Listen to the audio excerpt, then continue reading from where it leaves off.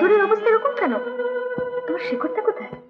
দিদি, শেকড়টা চলে গেছে, বলে গেছে আর আসবে না, কোনোদিনও আসবে না। আসবে না কেন? সব ভেঙে চুরে, তোমার ছবিটাকে পর্যন্ত ওই দেখো না, টান মেরে ছুঁড়ে ফেলে দিয়েছে। আমি মানা করতে গিয়েছিলাম, আমাকে মেরেছে। তোমায় মেরেছে? হ্যাঁ, নিজেই কিন্তু আগে কতবার বলেছে এমন ছবি আর আঁকিনি, ভালো প্রেম না হলে নাকি চলবে না। প্রেম খুঁজতে গেল সকালবেলা, এখন নাকি শেকড়টার ছবিটার দিকে তাকাতেই ঘেন্না করে।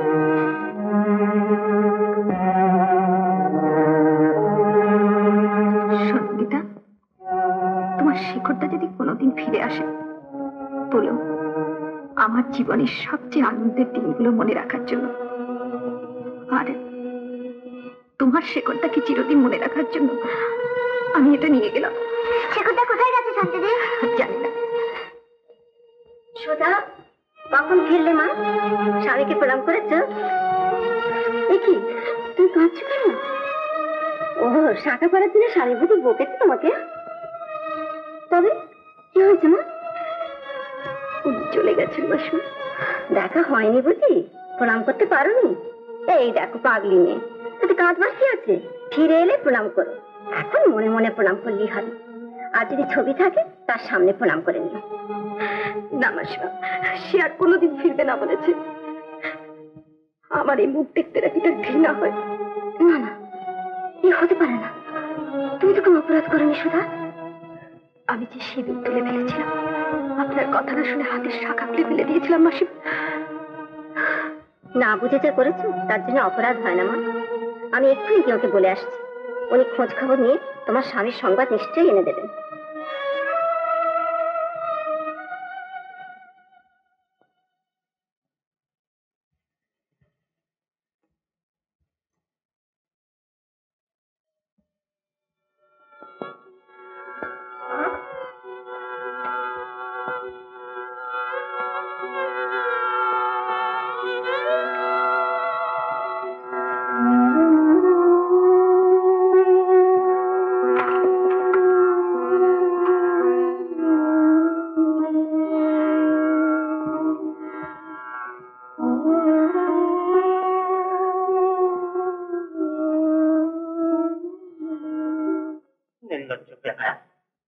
বউকে পাঠিয়েছে আমার বাড়িতে চাকরি করতে।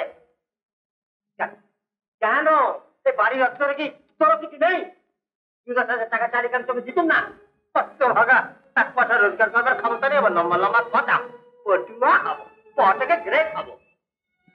ছাড়া আমার বউমাকে পাঠিয়েছে আমারই বাড়িতে চাকরি করতে। আচ্ছা, পটুয়াকে কি করে শিক্ষা দিতে হয় তা আমি জানি।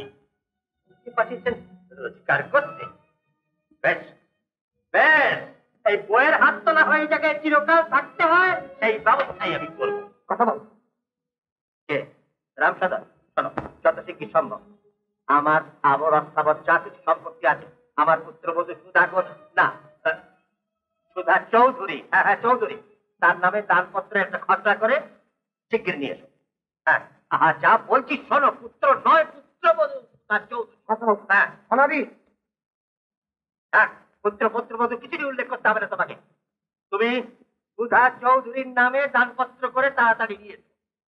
হ্যাঁ হ্যাঁ হ্যাঁ, সুধা চৌধুরী। হ্যাঁ, আমার সম্পত্তি আমি বিলিয়ে দেবো, তোমার মুখ কালো হয় কেন? তুমি কিছু বোঝো না? চল দেখে বুড়ো বাপ মাকে ছেড়ে গেল, যাতে ওই বউটাকে ছেড়ে গিয়ে কষ্ট কোনোদিন না দিতে পারে, তারই ব্যবস্থা আমি করে গেলাম। ভাগা নিজের বাড়ি ঘর তো ছেড়ে দিয়ে পটুয়া হয়েছে। তুমি তো তাকে বাড়ি থেকে তাড়িয়ে দিয়েছো। হ্যাঁ দিয়েছি তো। আঘাত না দিলে মানুষ বড় হয় না। বড় হতে গেলে নিজের জিদ থাকতে হয়, নিজের উপর বিশ্বাস থাকতে হয়। সেই জন্যই সেই দিন ওকে ওই রকম করে তাড়িয়ে দিয়েছিলাম, বুঝলে? অমানুষ হলো। আমার মনে হয় হ্যাঁ ঠিক করেছে, বউকে চাকরি করতে পাঠিয়েছে। আমার মনে হয় বাপ মায়ের সেবা করবার জন্য খোকা বৌমাকে এভাবে এখানে পাঠিয়েছে। সেবা করবার জন্য পাঠিয়েছে না? না, সবকিছু নয়, আমার ঘরে চাপিয়ে ফেলে পালিয়েছে, বুঝেছ?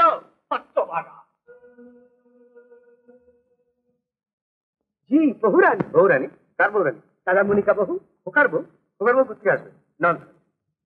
এই পাঁচু শোন এদিকে আরে দরওয়ান কি বলছে রে খোকার বউ এসছে মুখ টাকা হ্যাঁ গো দাদা বাবু বউ দিদিমণি এসে গেছে খোকার বউ এসছে কি বলছিস কি পারলাম দাদামণির ঘর পর্যন্ত খোলা হয়ে গেছে দেখুন না এখন তো সবাই সেই ঘরে খোকা হচ্ছে নাকি না তিনি আসেননি বউ দিদিমণিকে পাঠিয়ে দিয়েছে পরে আসে মাহমুদ সঙ্গে দেখা হয়েছে জান না সবাই তো সেই ঘরে আছে চল তুমি আরো কিছু ফার্নিচারের অর্ডার দাও আচ্ছা খোকা যে বাড়িতে থাকতো বৌমা ঠিকানাটা বলি 42 আনন্দ রোড হ্যাঁ 42 আনন্দ মামু ও সমস্ত ব্যাগ গেল আজকাল বেরো গেট আউট তোমাকে আমি ছেড়ে দেবো বেরো বলছি দিনের পর দিন চুরি করে ঠকিয়ে টাকা নিয়েছো আমার কাছে অথচ জানো না খোকা বিয়ে করেছে খোকার বউকে তুমি চেনো না বেরো এখান থেকে বেরো চল বের করে দাও তো থেকে গেট পার করে দিয়েছো আর দরওয়ানকে বলে দাও ভবিষ্যতে যেন এই হত ছেলেকে আমার বাড়িতে ঢুকতে না দেয় চল আমি নিজেই যাচ্ছি মামা কিন্তু এর জন্য আপনাকে অনুশোচনা করতে হবে কি বলি অনুশোচনা করতে হবে রাজকাল তোমাকে বাবু আগে দাদাবাবু কর্তাবাবুর হুকুম দরওয়ানকে জানিয়ে দিয়ে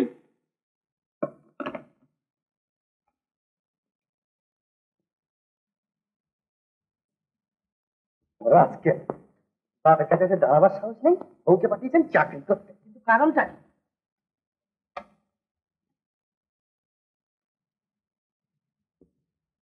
কারণটা আবার কি টাকা চেট করে দূরে বসে রইলি তো হলো না বিয়ে করে বউকে খাওয়াবার হিম্মত থাকে সেই হিম্মত তাহলে সে করে ছিল না একদিন ধরে মাও ট্যাগ খালি করে যে টাকাগুলো ম্যানেজ করে নিলে সে কার কথা বলেছে আর তোমার ক্যারেক্টার তো মাও জানে এক কটা বাজে বকিস বলি যে বাপ নিজের ছেলের কষ্ট না দেখতে পেরে তোমার মতো লোকের হাতে হাজার হাজার টাকা তুলে দেয় ছেলে চাইলে সে 20-50 টাকা দিতে পারতো না মানে একথার মানে গরুকেও বোঝে দেখো যে নিরুদ্দেশে ছিল কোনোদিন বাপের কাছে টাকার জন্য হাত পেতেছে তাতে হয়েছে যে এতখানি আত্মসম্মান জ্ঞান যার আছে সে নিজের বউকে বাপের কাছে চাকরি করতে পারবে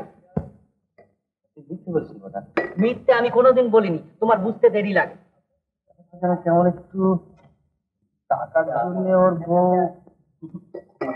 আরে তুই যেখানে বাপ ছেলেতে বনি বানাওনি সেখানে বউ কখনো স্বামীকে ছেড়ে শ্বশুরের কাছে যায় রাইট নিশ্চয়ই ওদের মধ্যে বনি বানানো নইলে আসল ব্যাপারটাই ভুল ঠিক বলেছিস ও তো তুমি অন্য কথা ছিল কিন্তু শেখরের মতো ছেলে বিয়ে করা বউ ছেড়ে চলে যায় তাহলে তোমার বুঝতে পারলে না গাঢ় কৃষ্ণবর্ণ কুণ্ডলীকৃত ধোঁয়া ব্যাপারটা বড় গন্ডগোল ঠেকছে রে বড় গন্ডগোল ঠেকছে এই সময় খোকনটা থাকলে আসল ব্যাপারটা জানা যেত কেন না থাকলে অসুবিধা কি হচ্ছে কি করে শান্তির সঙ্গে আপনার দেখা হবে হ্যাঁ তার একখানা চিঠি এসে পড়ে আছে শান্তি সেদিন এসেছিল সে ঘরে যাওয়ার গোলমালে গীতা চিঠিখানা দিতে ভুলে গেছে বড্ড ভালোবাসত কিনা সে ঘরকে যাও তোমার চিঠিখানা নিয়ে এসো সে ঘর যতদিন এখানে ছিল আপন জনের মতন এই না সাথীকে বলো আমি খুব রাগ করেছি এখানে আসে না কেন হ্যাঁ নিশ্চয়ই বলবো আচ্ছা নমস্কার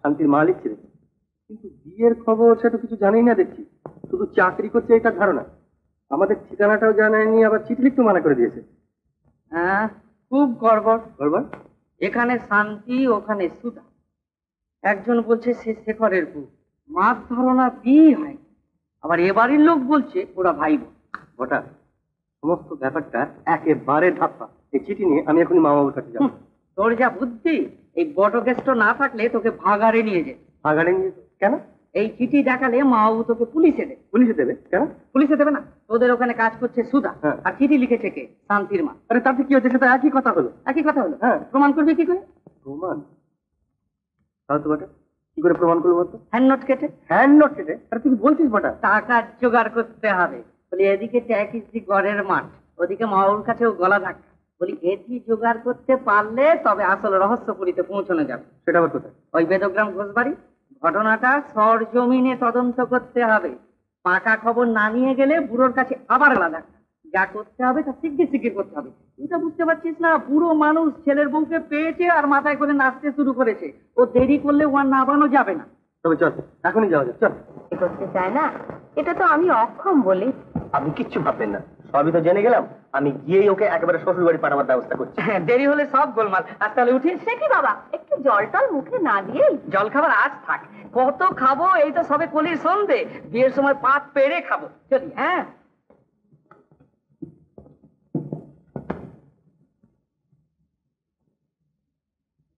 এবার দেখা যাবে চৌধুরী সম্পত্তি কার ভোগে লাগে, জাতি কলে পিষে মারবে।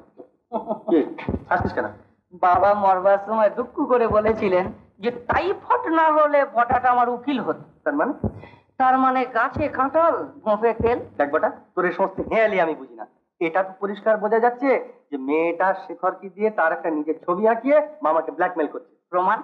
এর পরেও প্রমাণ? হ্যাঁ, এর পরেও প্রমাণ। তোমার তো একমাত্র প্রমাণ হলো যে বের খবরটা কেউ জানে না। হ্যাঁ। আরে বাবা, ওরা যদি আজকালকার স্টাইলে চুপচাপ রেজিস্টারি করে ম্যারেজটা সেরে থাকে তখন কি হবে? তখন তো আবার মামার কাছে সেট।